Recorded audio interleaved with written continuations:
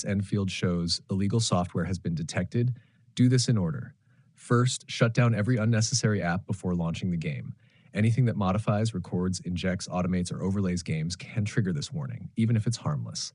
Next, disable overlays and performance tools.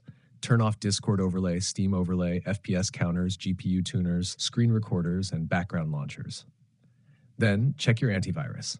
Some security programs block or interfere with the game's anti-cheat. Temporarily disable real-time protection or add the game folder to exclusions, then restart your PC. After that, reinstall or verify the game using only official sources. Do not use modded files, third-party launchers, or unofficial patches. Corrupted or altered files will always trigger this error. Now, restart your system and launch the game as administrator. This clears hidden services still running in memory.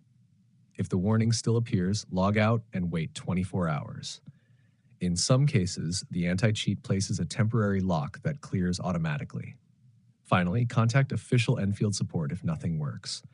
Provide a screenshot, your system details, and confirm no third-party tools are installed. False detections do happen, and support can remove the restriction.